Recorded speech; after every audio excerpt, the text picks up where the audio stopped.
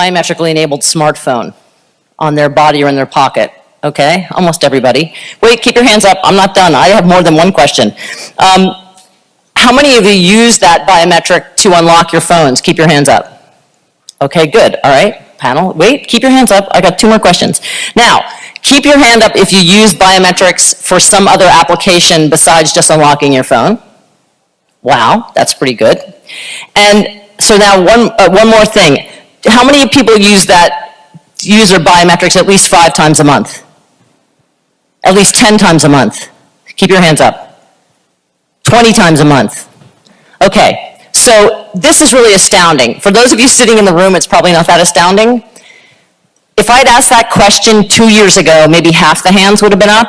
If I'd asked the question 4 years ago, probably none of the hands would have been up. And that is really amazing to those of us who have been around this industry. I like this slide because it demonstrates how rapidly that change has happened. We've basically gone from 0 to, 500 different types of biometric smartphones that are currently available on the market. So just to kind of give you a brief history. I was one of the builders of the European mobile industry. I knew nothing at all about biometrics and not very much about identity until about 2012. Some would argue I don't know too much about it now. When I came into this market, it was obvious that biometrics were the future. And so we blundered with enormous enthusiasm into banks, healthcare organizations, all sorts of enterprises, confident that biometrics that they were just aching to use biometrics because of its undoubted quality. And after a while, we realized that that as soon as we opened our mouths, the room was filled with an antique smell.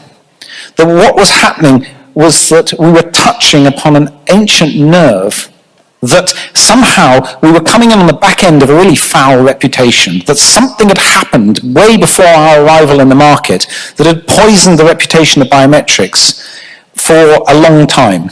And that what we didn't realize was that when we walked out of the room at first, the guys who we'd left behind went, ha, look at these guys, they think they can sell biometrics to us. We'd have to be mad to buy that.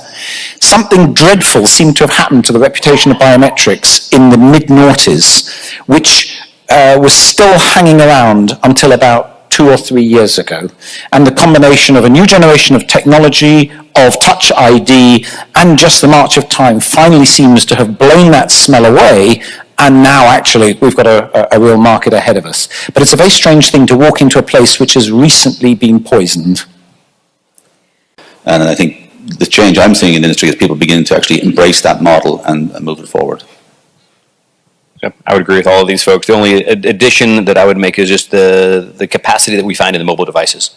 Right, the sensors that are always with us, the compute power that's always with us, the connectivity, back to the server and the applications that we're accessing on device, I think changed the game from surveillance to security. Right, so biometrics for a long time was about surveillance, and as we moved to security on mobile, both the need went way up, the pain point went way up, but also the capacity to solve that problem using kind of devices that we purchase on our own and we upgrade every year to 2 years.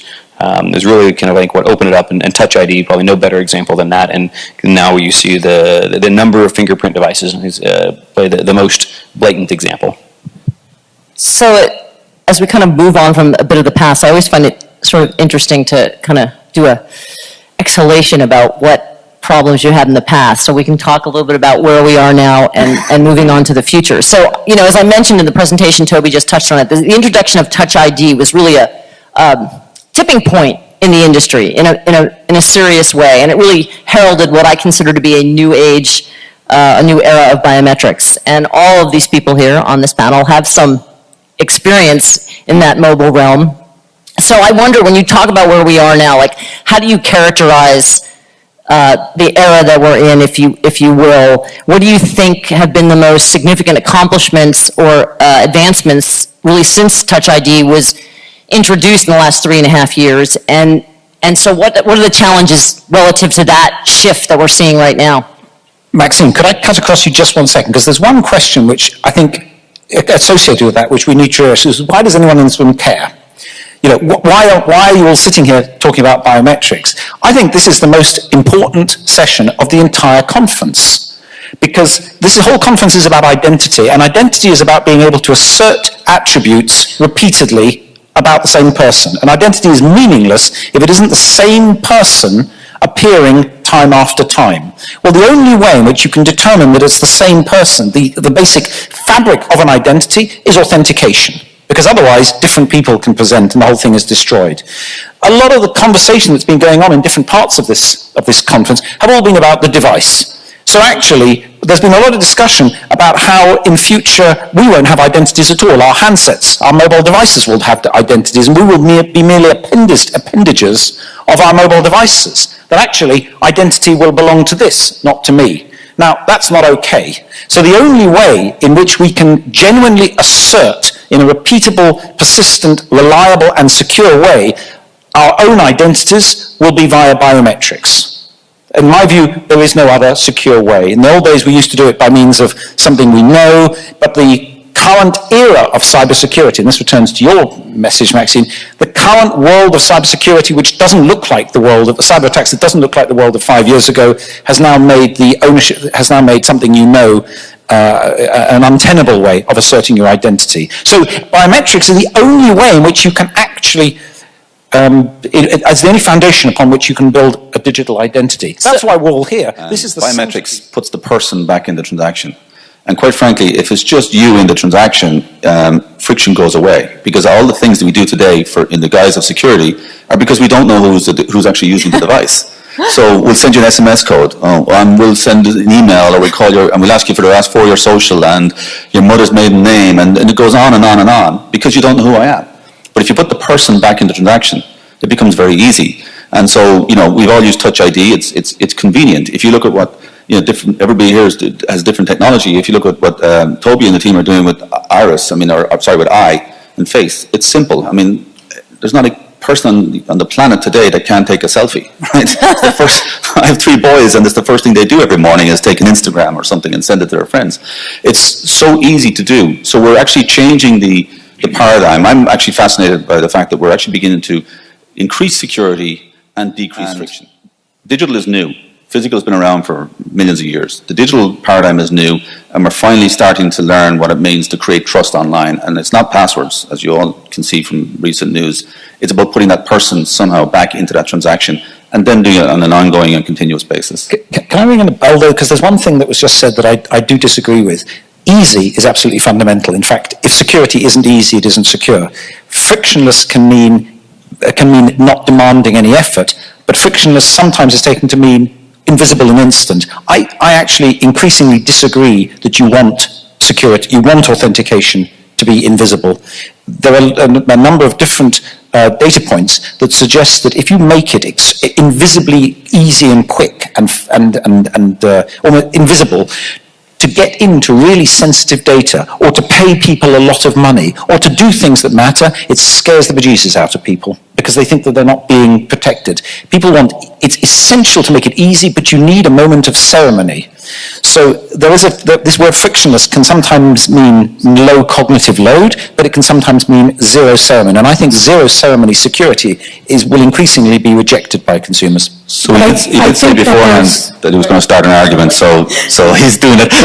I didn't say invisible, I said frictionless. Right? So they're different. And so for me, it's about being able to quickly access my bank account. I'm on my mobile phone, I'm boarding an airplane, I want to see have I money in my account when I land to buy a toy for my kid, or I want to approve some expenses for some of my team. It doesn't mean that it's doing it before I make the decision to do so, but I need to be able to do it quickly. And I don't want to have to go fish out a token, type in some 8-digit number into another device, get it wrong, wait, that's friction to me. You want to jump in? So you bring up maybe you're not going there, maybe you are, but it's a conversation that for over 10 years now, when I present, I often start off with a slide that says, identity is the new money. Okay? I see Deborah Birch actually is using it in a book since. Did he give you credit for that? Well, I actually don't know where, no, I don't think he did, but he doesn't need to, because I think a number of people have been using it. So you stole it from somewhere else, okay. No, I don't think so. But I didn't steal it from somebody else. I had their permission, but I don't know if they stole it from somebody else. But if you think about it, today I don't give money. If you go back 100 years, I would have money with the mercantile and credit. I'd have money at the sawmill. I'd have money at the livery stable for my horses, right? You had credit one-to-one. We don't do that anymore. I bank with a bank or 2 banks, and then they establish a network where these merchants, these providers of service, rely on them to pay me, and then they authenticate me as part of that, and they manage my money. We have the opposite problem with identity online today. I'm giving my identity to Google. I'm giving it to Apple. I'm giving it to, well, I don't give it to Facebook, but I'm giving it to, Microsoft. I'm giving it to my company. I'm giving it to a ton of people. I'm proliferating my data. And we talked about earlier, Toby made the point that his biometrics are private to him, and that's good, and that's the right way. But today, with passwords and usernames, we're proliferating it, and we need to adopt a model where only I can authenticate my data, and somebody that I trust does that. So there's a great business, and there's been a great business for 20 years, for an identity provider to work together with these other parties to create that bank, that identity bank. I worry more about, I bank with USAA, right? Their privacy statement, their privacy statement for face and voice is 4 lines long, where USAA, with your permission, will collect your face and your voice data, we'll use it for authentication, we won't give it to anybody else ever, and if you ask us to delete it, we'll do it in 7 days. 4 lines. Now find the privacy statement for Facebook. If you can get it in 4 pages, you're doing very, very well, right? It's deliberately obfuscated. So if we take that approach in the market, then it's a very simple thing, right? And so I think, as we go forward, there's a business for these identity banks to assert my identity on my behalf. And I worry more about Google surveilling me, quite frankly. They know more about what I do every day than my bank does. Right? And Amazon and Facebook and Twitter and all these people. And so that's where we have a challenge, not with the biometrics. So. Can I just say one thing quickly? Because I just want to break it down really simply to answer your question. It depends on the application. It depends on the company you're dealing with. There's no one answer to that question. But biometrics can be generated for one-time tokens and thrown away. They can be stored on your device. They can be stored in the cloud. They can be, it's data. There's nothing, you can store that data any way you want. You can protect it any way you want. So it's entirely. No. Okay, I'm not saying you. I'm saying that it's a piece of data that is managed and stored in different ways, and there's no predefined way. And so yes, you have to be careful about that. Right. You mean in terms of the customer applications, because we're all doing this on our phones. And it was available because the phone. Right. Okay, who wants to take that one? I'll go first because You don't take that on. You do a survey. Yeah, it was. Survey says. No, so I agree. The most prevalent in use today is fingerprint because it's on a lot of phones. But from our deployments around the world, and we have many of them, they're moving towards. There's no one biometric that works for everybody because it's not on every phone or doesn't work in all conditions. So I would say the primary ones are finger, face, and you've got 2 providers of good face matching technology here today. You have voice, you have iris. The new Samsung Galaxy S8 has a very slick, if you've seen it, the iris recognition. Again, it's device based. What you're going to see is more and more innovation. You're going to see electrocardiogram as you're holding the phone. It can create a circuit across your heart. You're going to see advances in everything from, like I said, iris already, but you make it, well, I don't want to give away any secrets here, but you have face, you'll have combined with other things on your face.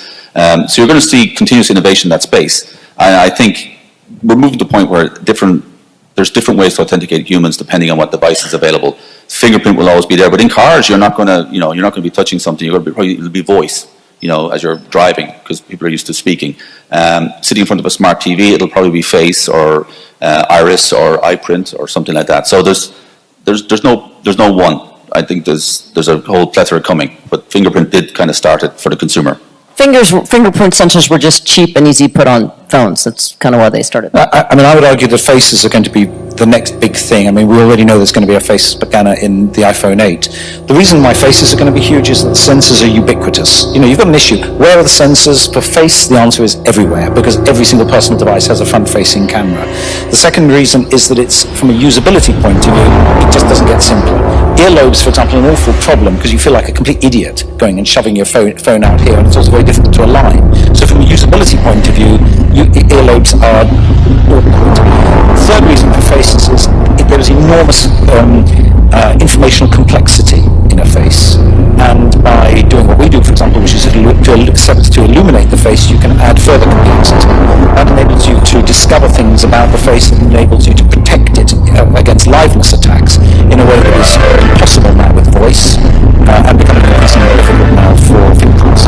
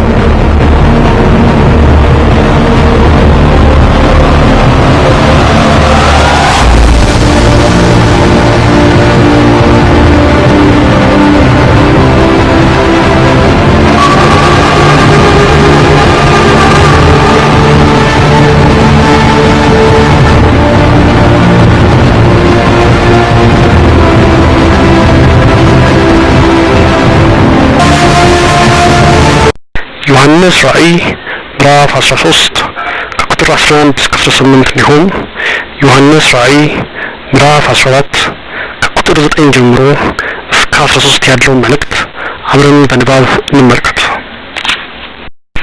ከዚህ በኋላ ሌላ አውሬ ከምድር ሲወጣ አየሁ። የበግ ቀንዶች የሚመስሉ ሁለት ቀንዶች ነበሩት፣ እንደ ዘንዶም ይናገር ነበር። በቀደመው አውሬ ስልጣን ሁሉም በፊቱ ያደርጋል። ለሞት የሚያደርሰውን ቁስል ተፈወሰለት። ምድርና በውስጥ የሚኖሩትን ለቀደመው አውሬ እንዲሰግዱ ያደርጋል። እሳትንም እንኳ ከሰማይ ወደ ምድር እስኪወርድ ድረስ ታላቅ ታምራትን ያደርጋል። በአውሬውም ፊት ያደርግ ዘንድ ከተሰጠው ተአምራት የተነሳ በምድር የሚኖሩትን ያስታቸዋል። በሰይፍ ቆስሎ የነበረውና ለዳነው ለአውሬው ምስል ይሰሩ ዘንድ በምድር የሚኖሩትን ያዛቸዋል። የአውሬው ምስል ይናገር ዘንድ በአውሬው ምስል ውስጥ መንፈስን ያሳድርበት ዘንድ ተሰጠው። ለአውሬው ምስል ያልሰገደውን ሁሉ እንዲገደሉ ያደርጋቸዋል። ታላቅና ታናሾች፣ ባለጠጎችና ድሆችም፣ ጌቶችና ባሮችም ሁሉ በቀኝ እጆቻቸው ወይም በግንባሮቻቸው ምልክትን እንዲጽፉ ያደርጋል። የአውሬውም የስሙ ምልክት ወይም የስሙ ቁጥር ከተጻፈባቸው በቀር መሸጥ ወይም መግዛት የሚቻል እንዲሆን ያደርጋል። በዚህም ጥበብ አለ። አእምሮ ያለው የአውሬውን ቁጥር ያውቃል። ቁጥሩም የሰው ቁጥር ነውና ቁጥሩም 666 ነው። ዮሐንስ ራእይ ምዕራፍ 14 ከቁጥር 9 ጀምሮ እስከ 13 ያለውን መልእክት አብረን በንባብ እንመልከት። ሶስተኛው መልአክም በታላቅ ቃል እንዲህ እያለ ተከተላቸው። ለዚህ አውሬና ለምስሉ የሚሰግድ በግንባሩም በእጁ የስሙ ምልክት የተጻፈበት እርሱ ያልተበረዘውንና በቁጣውም ጽዋ የተቀዳውን የእግዚአብሔርን የቁጣውን ወይን ይጠጣል። በቅዱሳን መላእክቱና በበጉም ፊት በእሳትና በዲን ይሰቃያል። የስቃያቸውን ጢስም ከዘላለም እስከ ዘላለም ድረስ ይወጣል። ለዚህ አውሬና ለምስሉ የሚሰግዱ የስሙንም ምልክት የሚጽፉ በማለትም በሌሊትም እረፍት የላቸውም። ይህንም ፍርድ ይቀበላሉ። የእግዚአብሔርን ትእዛዝ የሚጠብቁ ኢየሱስንም በማመን የሚጸኑ ቅዱሳን ትዕግስታቸው ይህ ነው።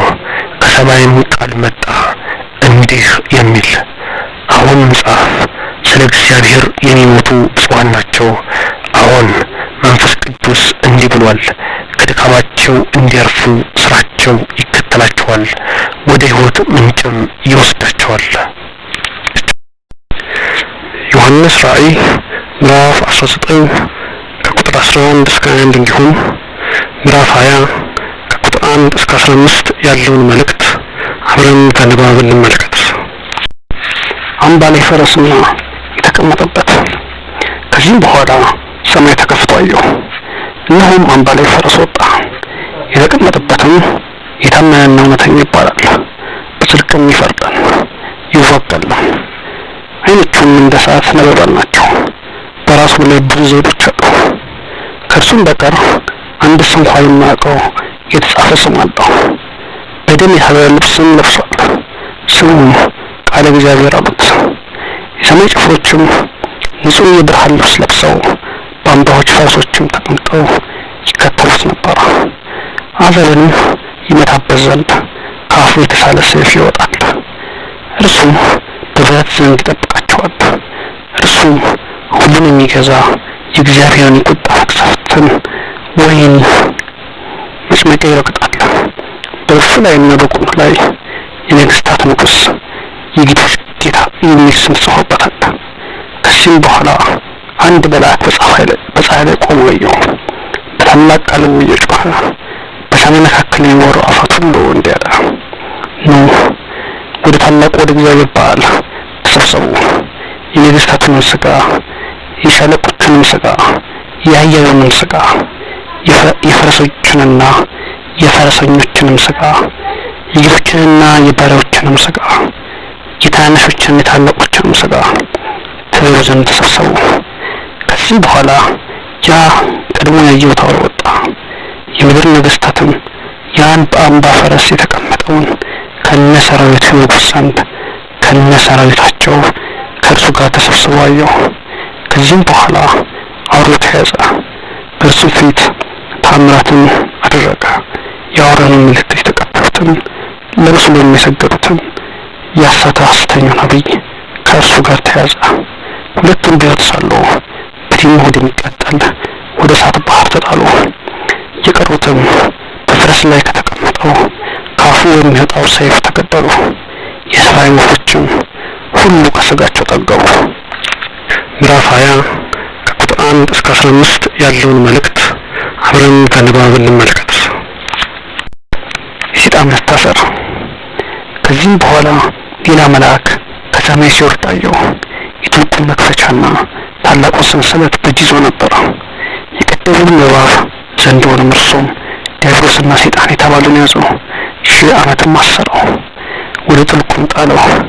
አሕዛብንም ወደፊት እንዳያስት 1000 ዓመት እስኪፈጸም ድረስ በእሱ ላይ ዘግቶ ማኅተም አደረገበት። ከዚህም በኋላ ለጥቂት ጊዜ ይፈታ ዘንድ አለው። ከዚህም በኋላ ዙፋኖችን ተዘርግተው የሰው ልጅን በላያቸው ተቀምጠው አየሁ። ስለ ኢየሱስ ምስክርና ስለ እግዚአብሔር ቃልም ለተገደሉት ነፍሳት ቅን ፍርድን ፈረደላቸው። ለአውሬውና ለምስሉም ያልሰገዱትን በግንባራቸውም በእጃቸው ላይ ምልክቱን ያልጻፉትንም አየሁ።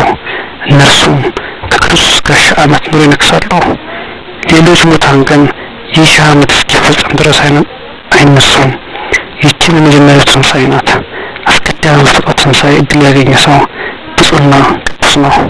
ከእንግዲህ ወዲህ በእነርሱ ላይ ሁለተኛ ሞት ስልጣን የለውም። የእግዚአብሔርና የክርስቶስ ካህናት ይሆናሉ፣ ከእርሱም ጋር 1000 ዓመት ይነግሣሉ። 1000 ዓመት በሚፈጸምበት ጊዜ ሰይጣን ከእስራቱ ይፈታል።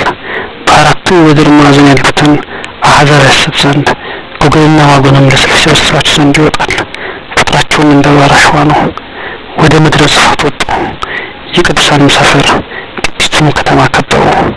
እሳትን ከሰማይ ከእግዚአብሔር ዘንድ ወረደላቸው። የሐሰታቸውን ዲያብሎስና አውሬው ሐሰተኛ ነቢይ ወዳሉበት ወደ እሳትና ወደ ዲኑ ባህር ተጣለ። ለዘላለም እስከ ዘላለም በመዓልትና በሌሊት ይሰቃያሉ። የመጨረሻው ፍርድ። ከዚህም በኋላ ታላቅና ነጭ ዙፋንን በእርሱም ላይ የተቀመጠውን አየሁ። ሰማይና ምድርም ከፊቱ ሸሹ፣ ቦታም አልተገኘላቸውም። ከዚህም በኋላ ታናሾችና ታላላቆች ሙታንም በዙፋኑ ፊት ቆመው አየሁ። መጽሐፍትም ሁሉ ተገለጡ። ሌላም መጽሐፍ ተገለጠ፣ እርሱም የሕይወት መጽሐፍ ነው። ሙታንም በመጽሐፍት እንደተጻፈ እንደ ሥራቸው መጠን ፍርድ ተሰጣቸው።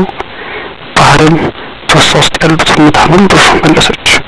ሞትና ሲኦልም በእነርሱ የነበሩትን ሙታን መለሱ። ምድርም በውስጥ ያሉትን ሙታን መለሰች። ሁሉም እንደ ሥራቸው ፍርድ ተሰጣቸው። ሞትና ሲኦልም በእሳት ባህር ውስጥ ተጣሉ። ይህም የእሳት ባህር ሁለተኛው ሞት ነው። በሕይወት መጽሐፍ ተጽፎ ያልተገኘው ሁሉ በእሳት ባህር ውስጥ ይጣላል። በእግዚአብሔር በተላከው መልእክት ወንጌላዊው ባለራዕዩ ዮሐንስና የአዋጅ ነጋሪው መልአክ ባስተላለፉት ማስጠንቀቂያ መሰረት አንደኛ የአውሬውን የስሙን ቁጥር 666 አለመቀበል፣ ሁለተኛ የአውሬው የስሙ ምልክት አለመቀበል ወይም በዶክመንቱ ላይ እንደተመለከትነው ምልክቶቹን አለመጠቀም፣ ሶስተኛ ለአውሬው ምስል ማንም መስገድ እንደሌለበት፣ በተጨማሪም ይህን ጸያፍ ድርጊት የተቀበለ ሁሉ ሲኦል ባለበት በዲን ወደሚቃጠል የባህር እሳት ውስጥ ስለሚጣል የዘላለም ሕይወትን ለማግኘትና በመንግስተ ሰማያት በቅድስቱ በጽዮን በእግዚአብሔር ከተማ ውስጥ ለመኖርና በዛ ያለውን በረከት ለመካፈል እስከ ሞት ድረስ እግዚአብሔርን በማመን መጽናት እንደሚያስፈልግ ያሳስበናል። ስለዚህም ዓለምን የሚያስተው ዲያብሎስና የወደቁት መላእክቱ ተከታዮቹ ወይም የሰይጣን ማህበሩ አውሬው እና ብዙዎችን የሚያስተው ሐሰተኛ ነቢይ ሁለተኛ ሞት በሆነው በዲን ወደሚቃጠል የእሳት ባህር ውስጥ እንደሚጣሉ ይህ የመጽሐፍ ቅዱስ ክፍል ግልጽ አድርጎ ያስረዳናል። ስለዚህ መንግስተ ሰማያትን እንደዚሁ የእግዚአብሔርን ከተማ ጽዮን እያሰብን በክርስቶስ ኢየሱስ እምነት ጸንተን እስከ መጨረሻው መቆም ያስፈልጋል። አንደኛ ዮሐንስ መልእክት ምዕራፍ 2 ከቁጥር 18 እስከ 23 ልጆች ሆይ መጨረሻው ሰዓት ነው። የክርስቶስ ተቃዋሚ ይመጣ ዘንድ እንደሰማችሁ አሁን እንኳን ብዙዎች የክርስቶስ ተቃዋሚዎች ተነስተዋል። ስለዚህም መጨረሻው ሰዓት እንደሆነ እናውቃለን። ከኛ ዘንድ ወጡ፣ ዳሩ ግን ከኛ ወገን አልነበሩም። ከኛ ወገንስ ቢሆኑ ከኛ ጋር ጸንተው በኑር ነበር። ነገር ግን ሁሉ ከኛ ጋር እንዳልሆኑ ይገለጡ ዘንድ ወጡ። እናንተ ከቅዱሱ ቅባት ተቀብላችኋል፣ ሁሉን ታውቃላችሁ። እውነትን የምታውቁ ስለሆናችሁ ውሸትም ሁሉ ከእውነት እንዳልሆነ ስለምታውቁ እንደማታውቁ አድርጌ አልጽፍላችሁም። ክርስቶስ አይደለም ብሎ ኢየሱስን ከሚክድ በቀር ውሸተኛ ማን ነው? አብና ወልድን የሚክድ ይህ የክርስቶስ ተቃዋሚ ነው። ወልድን የሚክድ ሁሉ አብን እንኳ የለውም። በወልድ የሚታመን አብ ደግሞ አለው። ሁለተኛ ዮሐንስ መልእክት ምዕራፍ 1 ቁጥር 7 ጀምሮ እስከ 21 ብዙ አሳቾች ወደ ዓለም ገብተዋልና እነርሱም ኢየሱስ ክርስቶስ በሥጋ እንደመጣ የማያምኑ ናቸው። ይህ አሳቹና የክርስቶስ ተቃዋሚ ነው። ሙሉ ደሞዝ እንድትቀበሉ እንጂ የሰራችሁት እንዳይጠፋ ለራሳችሁ ተጠንቀቁ። ለሚወጣ ሁሉ በክርስቶስ ትምህርት ለማይኖር ሰው አምላክ የለውም። በክርስቶስ ትምህርት ለሚኖር አብና ወልድ አሉት። ማንም ወደ እናንተ ቢመጣ ይህንንም ትምህርት ባያመጣ በቤታችሁ አትቀበሉት፣ ሰላምም አትበሉት። ሰላም የሚለው ሰው በክፉ ስራው ይካፈላልና።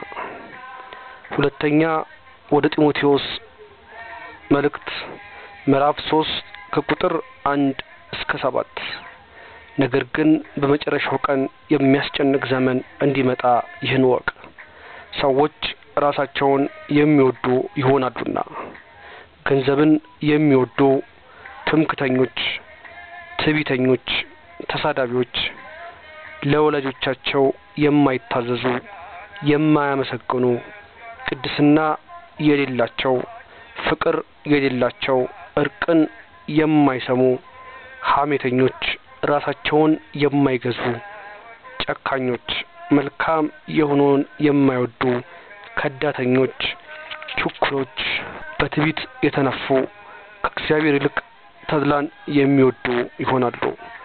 የአምልኮ መልክ አላቸው፣ ኃይሉን ግን ክደዋል። ከነዚህ ደግሞ ራቅ።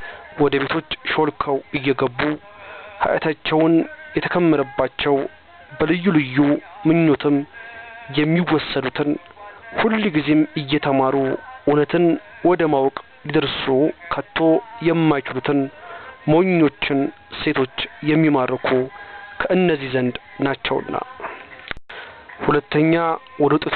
ሁለተኛ ወደ ጢሞቴዎስ መልእክት ምዕራፍ 3 ከቁጥር 14 እስከ 17 አንተ ግን በተማርክበትና በተረዳህበት ነገር ጸንተህ ኑር። ከማን እንደተማርከው ታውቃለህና ከሕፃንነትህ ጀምሮ ክርስቶስ ኢየሱስ በማመን መዳን የሚገኝበትን ጥበብ ሊሰጡህ የሚችሉበትን ቅዱሳን መጽሐፍትን አውቀሃል።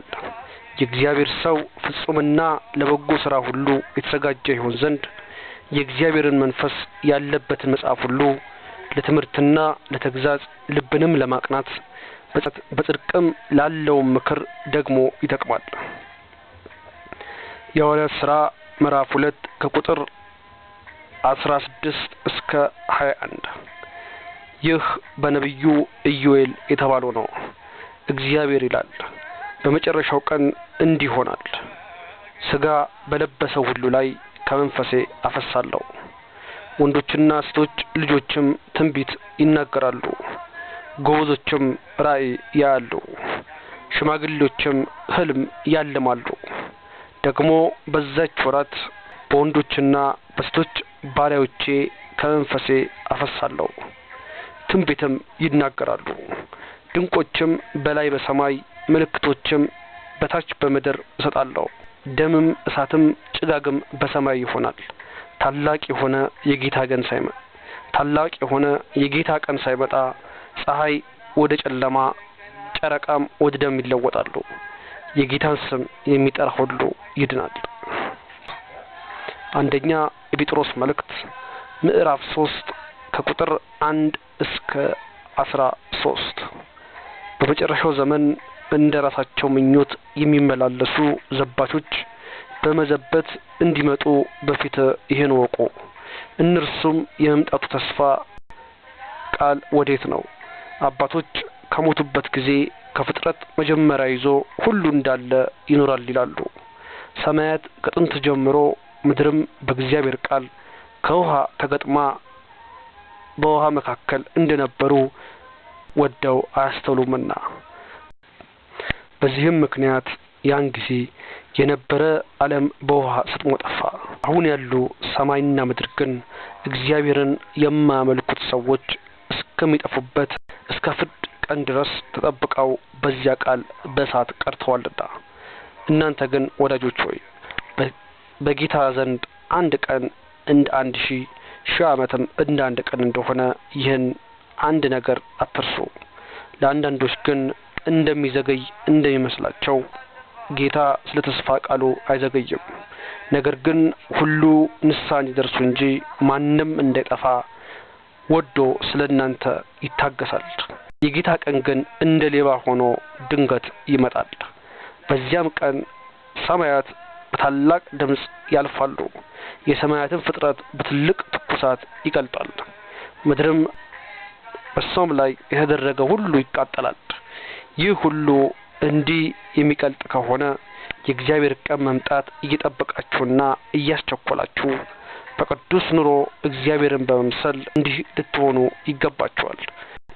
ስለዚህ ቀን ሰማያት ተቃጥለው ይቀልጣሉ፣ የሰማይም ፍጥረት በትልቅ ትኩሳት ይፈታል።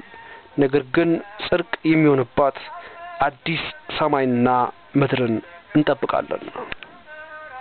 አንደኛ ወደ ተሰሎንቄ መልእክት ምዕራፍ 5 ቁጥር 27 ይህችን መልእክት ለቅዱሳን ወንድሞችም ሁሉ ታነቧት ዘንድ በጌታችን አምላችኋለሁ። አንደኛ ወደ ተሰሎንቄ ምዕራፍ 5 ከቁጥር 1 እስከ 28 ወንድሞች ሆይ ስለ ዘመኑና ስለ ወራቱ ስለ ቀኑም ልጽፍላችሁ አያስፈልጋችሁ። የጌታችን ቀን ሌባ በሌሊት እንደሚመጣ እንዲሁ ተመጣ ዘንድ እናንተ ራሳችሁ በግልጥ ታውቃላችሁና። ሰላምና ደህንነት ነው ሲሉ ያን ጊዜ ምጥ የጸነሰች ሴት እንደሚይዛት ጥፋት በድንገት ይመጣባቸዋል፣ ማምለጥም አይቻላቸውም። እናንተ ግን ወንድሞች ሆይ ቀኑ እንደ ሌባ ይደርስባችሁ ዘንድ በጨለማ ውስጥ አይደላችሁም። ሁላችሁም የብርሃን ልጆች የቀንም ልጆች ናችሁና እኛ ከሌሊት ወይም ከጨለማ አይደለንምና። እንግዲህ እንንቃ፣ እንትጋ፣ እንወቅም እንጂ እንደነዚያ አናንቀላፋ። የሚያንቀላፉ በሌሊት ያንቀላፋሉና የሚሰክሩም በሌሊት ይሰክራሉና። እኛ ግን የቀን ልጆች ስለሆነን እንንቃ፣ የሃይማኖትና የፍቅር ጦር እንልበስ፣ ተስፋ ያለበት የመዳን ራስ ቁርም እንቀዳጅ። እግዚአብሔር በጌታችን በኢየሱስ ክርስቶስ ለሕይወትና ለደህንነት እንጂ ለክፋት አልመረጠንምና የምንነቃ ወይም የምናንቀላፋ ብንሆን ሁላችን ከእርሱ ጋር በሕይወት እንኖር ዘንድ ስለኛ ቤዛ ሆኖ ሞተ። አሁን ስለዚህ እናንተ እንደምታደርጉ ወንድሞቻችን አጽኑ፣ አንዱም አንዱን ወንድሙን ያጽነው። ሁለተኛ ወደ ተሰሎንቄ ሰዎች ምዕራፍ 2 ቁጥር 1 ጀምሮ እስከ 4 ነገር ግን ወንድሞች ሆይ ስለ ጌታችን ስለ ኢየሱስ ክርስቶስ መምጣትና ስለ ወደ እርሱ ስለ መሰብሰባችን በመንፈስ ወይም ከእኛ እንደሚመጣ በመልእክት የጌታ ቀን ደርሷል ብላችሁ አይምራችሁ ቶሎ እንዳይናወጥም እንለምናችኋለን። ማንም በማናቸውም መንገድ አያስታችሁ። ክህደቱ አስቀድሞ ሳይመጣና የዓመፅ ሰው እርሱም የጥፋት ልጅ ሳይገለጥ አይደርስምና እኔ እግዚአብሔር ነኝ ብሎ አዋጅ እየነገረ በእግዚአብሔር ቤተ መቅደስ እስኪቀመጥ ድረስ አምላክ ከተባለው ሁሉ ከሚያመልኩት ሁሉ በላይ ራሱን ከፍ ከፍ የሚያደርገው ተቃዋሚው እርሱ ነው። ትንቢተ ኢሳይያስ ምዕራፍ 13 ከቁጥር 9 ጀምሮ እስከ 10 እነሆ ምድሪቱን ባድመ ሊያደርግ ኃጢአተኞቿንም ከእሷ ዘንድ ሊያጠፋ ጨካኝ ሆኖ በመዓትና በጽኑ ቁጣ ተሞልቶ የእግዚአብሔር ቀን ይመጣል። የሰማይ ከዋክብትና ሰራዊቱ ብርሃናቸውን አይሰጡም። ፀሐይም በወጣች ጊዜ ትጨልማለች፣ ጨረቃም ብርሃኑን አያበራም። ትንቢተ ዳንኤል ምዕራፍ 12 ከቁጥር 2 ጀምሮ እስከ 4 ከምድር ትቢያ ውስጥ ካንቀላፉት ብዙዎች ይነቃሉ። እኩሌቶቹም ወደ ዘላለም ሕይወት፣ እኩሌቶቹም ወደ ረፍትና ወደ ዘላለም ጉስቁልና፣ ጥበበኞቹም እንደ ሰማይ ጸዳል፣ ብዙ ሰዎችንም ወደ ጽድቅ የሚመልሱ እንደ ከዋክብት ለዘላለም ይደምቃሉ።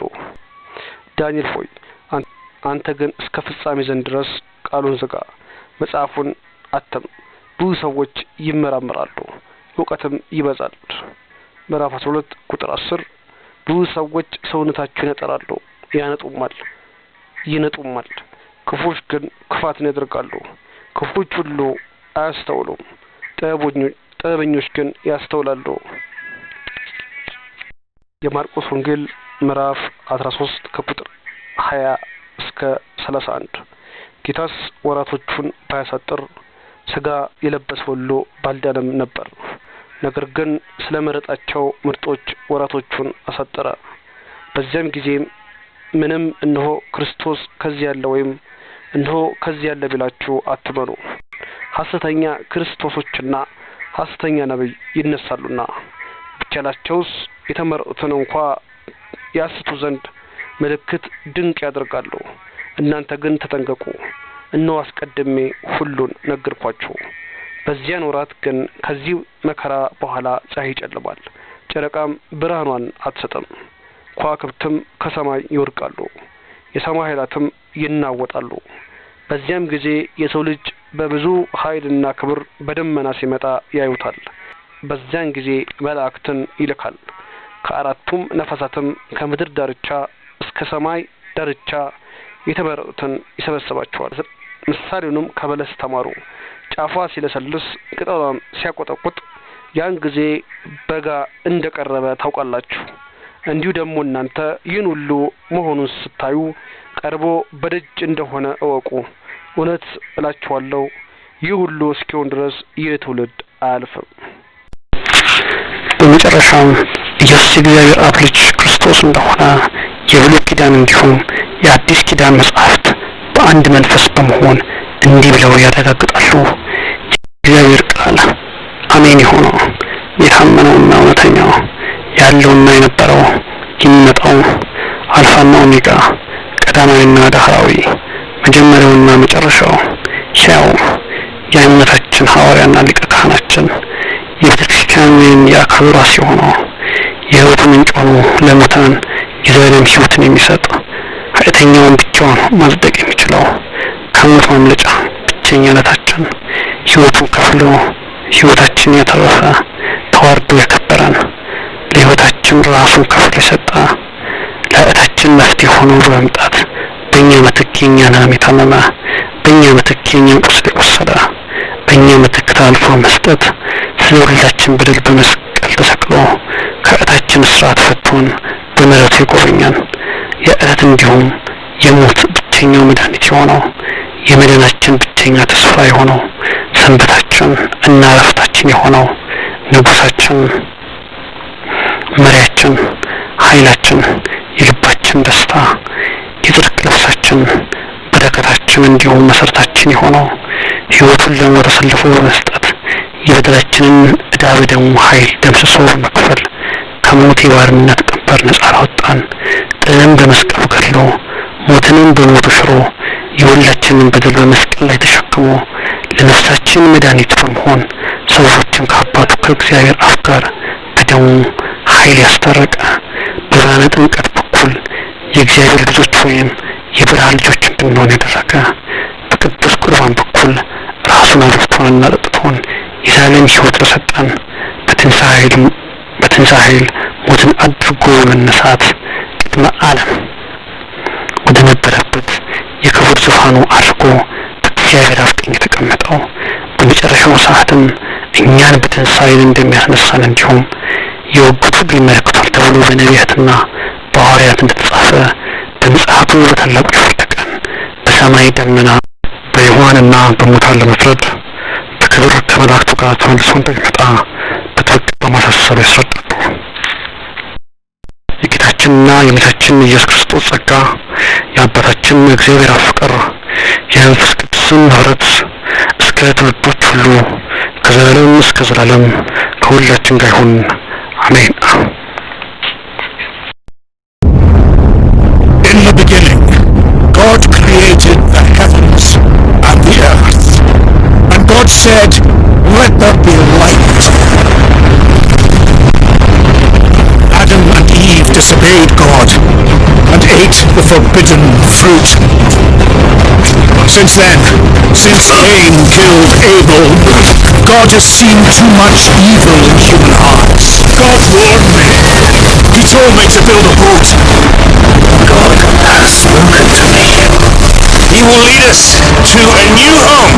He has promised descendants as numerous as the stars.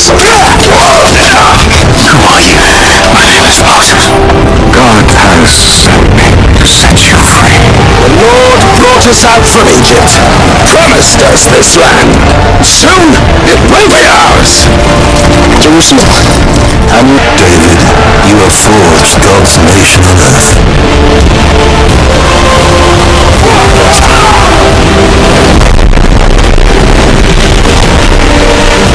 God has forsaken you. He wants a man after his own heart.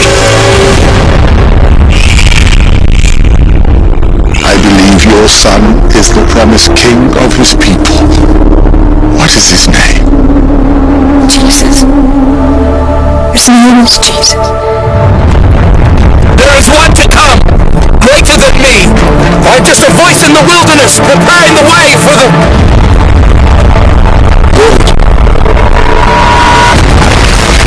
Soon we go to Jerusalem. It's too dangerous. This agitator from Galilee, he's trouble. Where's he headed? Towards the temple, O priest. God will bring his wrath down upon all of us, and who knows what Pilate will do. Sir, a Jew has been causing trouble in the temple. You could not serve God and money. If the disturbances that took place today are repeated tomorrow, I will shut the temple immediately. Destroy this temple and I will build it again in 3 days. He threatens to destroy the temple. Remove this man or the Romans destroy everything. Execute. Yes, the life of one peasant, the future of God's nation. I will not fall away. Peter, you will deny me 3 times. Tell Caiaphas we have Jesus. Jesus has been arrested. Arrested. Are you the Son of God? I am. Blasphemer!